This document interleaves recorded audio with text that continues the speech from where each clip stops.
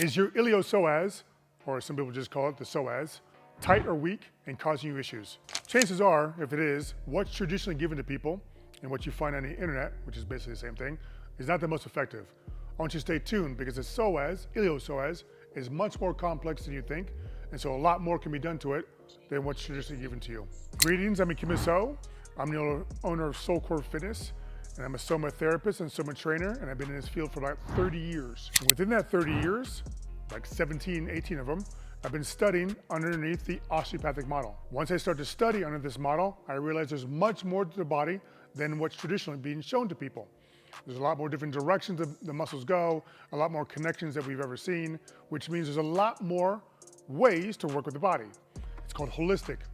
Everything is interdependent and interconnected. And we want to think about how the body functions so we can train it and treat it best. So that's what I talk about on this channel, holistic. So if you want to hear more about this, then subscribe to the channel. If you like the video, please give it a thumbs up. It tells the algorithm that it's good, so more people can get benefit to watch it. And don't forget to share this with your friends. So the psoas muscle is actually called the iliopsoas muscle. Iliac is a part of it. So there's a bunch of different attachments, not just from your hip into your spine. There's a lot more. You have a psoas part, which has to do 3 places. You have your lesser trochanter, and then you have at the spine. You have at the middle of the spine at the body, we say anterior medial. Anterior meaning front, medial means middle. And then you have the posterior, meaning back, and lateral to the side. That's 3. Then you have an iliacus portion, which is in the hip. You have a minor part toward the down low, and a major part up high. And then you have a little tiny muscle, or even there's a ligament called your psoas minor. So you can see there's a lot of different places that you can work with. And that psoas has a lot of different jobs. Those jobs need to be performed properly. It can't be performed properly if it's tight or weak. So you may have things like an overarching of the back. You may have also your pelvis moving forward. You may have compression in your spine.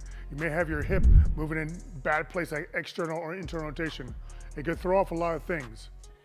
In the osteopathic model, we say the psoas is a true tensegrity muscle because it connects the leg, the hip, and the spine. It connects all 3. That's why it's super important. Now, when you search around for the psoas, you find more basic information anatomically, and you may find some interesting information about spirit and stuff. I can't talk about that. I've never studied about it. I guess it's true. But I'm here to talk about more the physiological components of the psoas.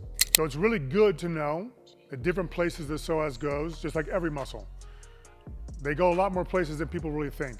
Because if I know which way a muscle goes, I know which way I can strengthen it or stretch it. Because I want to see where the fibers go. Okay, the fibers go here. Well, I can go this way to strengthen it. I can move away from it to stretch it at a basic level. So if it has these different attachments, then you need to think about the different places it attaches to and the different ways that the muscle fibers go. But it's more important to think about the muscle in terms of Hill's muscle model. Hill's muscle model says you need 3 components. You need the muscle, you need the fascia, you need the ligament or joint. You need these 3 aspects to work properly so it functions properly. It's not just about working the muscle. So, in all muscles, you have an epimysium, a paramysium, and an endomysium. Those are fancy names for fascia that goes between the muscle fibers and muscles. Those muscle fibers and muscles fascia go out toward the outside and connect to the muscle ligament. That ligament generally connects to a bone, but it's not the bone, it's a periosteum. Again, another fancy name for the fascia that surrounds the bone. Which means if those layers of fascia go out to ligaments, which connect to the fascia and bone, that means it connects everywhere. And that's what your fascia does. It connects everywhere. Like you have one fascia that connects 1,000 different places, like a spider web. So when you think about the psoas, you think, oh, well, if it connects in that chain, then that chain must be down to the leg, up to the pelvis, and up to the spine, because those are the 3 components of the psoas. But the fascia iliaca, again, another fancy name for fascia, that surrounds all that connects to a lot more.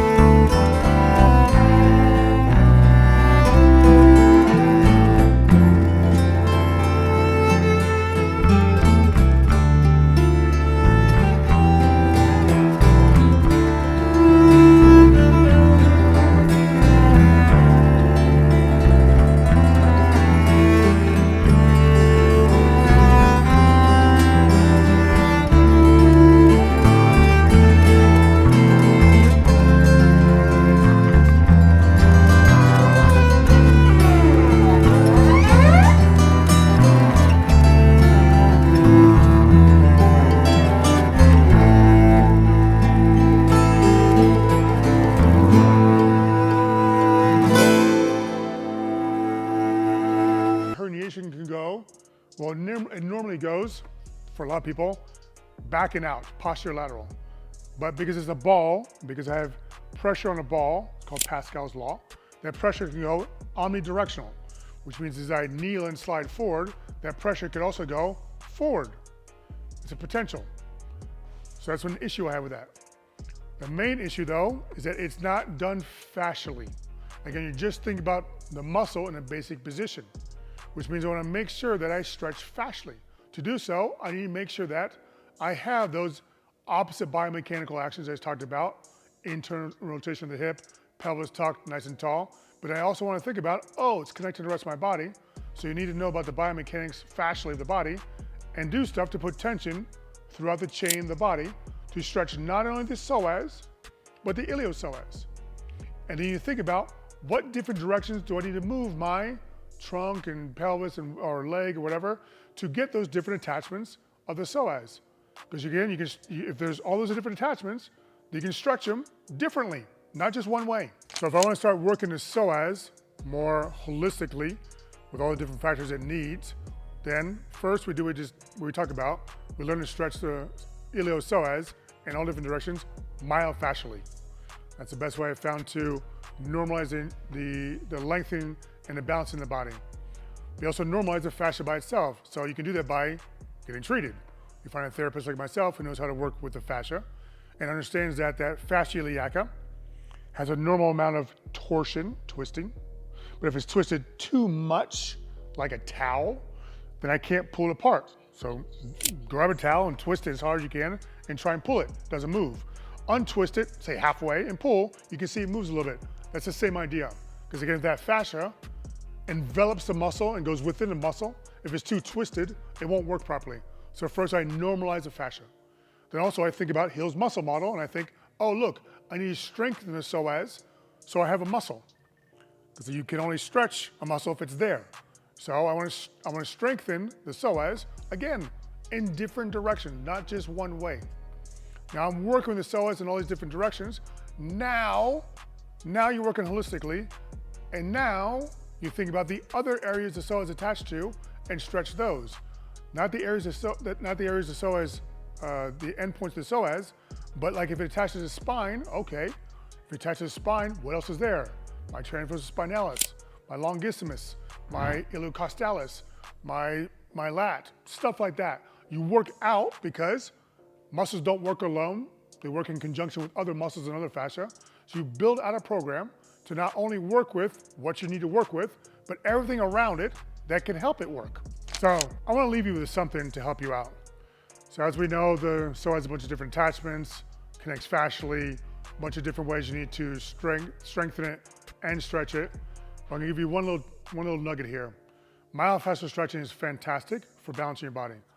But the one thing that I like better to lengthen a muscle is to do postural stretching. Postural stretching is to get into a posture and hang out, to not be active. So with the psoas, you can do that. Again, you do this if you feel you're comfortable with it. I'm not prescribing it to you at all. But you're gonna sit on something, as you can see in this little video I'm gonna show you, on the edge of a bench or your bed or a treatment table like I'm doing, and you would lean back. Now when you lean back, you pick one side to work with, and so you hold the opposite knee and let that other knee drop down. Then you just hang out there. Because it's a postural stretch, there's no activity besides getting to a posture and hanging out. Allow that to hang as long as you want, and then switch sides and do the other side. If you have a predominantly tight side, do that one first. Do that one first. Allow yourself to sit in this position for as long as you can handle it on that side. When you're done, you gently switch by bringing that leg up and switching a hold of the knee, and then you do the other side. So do that and have luck, good luck. So that's just a little bit of information on how to think about working with the psoas, but also the body differently. I could go on a lot longer about all this, about different biomechanics and ways to move and stuff like that, but this is not a lecture. This is to help you understand more about the work with it. So if you want to understand more, then I got some resources for you. You can join my private Facebook group. So in the description below, there's a link. Just click on the link, answer a few questions, agree to the terms, and you're in. And now it's a dynamic, interactive way to work with me to find out more about how to work with your body holistically. Or if you want to find out more about all these different rules and ways to address the body that I've been talking about in this video, then I have a free resource. It's called To Get Mobile, Get Out of Pain, and Live the Life of Your Dreams. It's 4 steps, but it talks about these different rules and way things are connected and how to think about the body, so you get a better view of what I'm talking about. Not a total view, but a better view, and then you can reread it again so you can get more and more knowledge. If you like what you heard and you want to work with your body this way, then reach out for a consultation. Again, in the consultation, in the description below, you'll find a link for the consultation. You click on it, you'll be taken to my Calendly link. You find a time that's good for you, you pick it, and we meet and talk. So I hope this is informational. If you like this information, I'll make more videos on the psoas about this. Please give it a thumbs up if you like it, share with your friends, and I'll see you next week.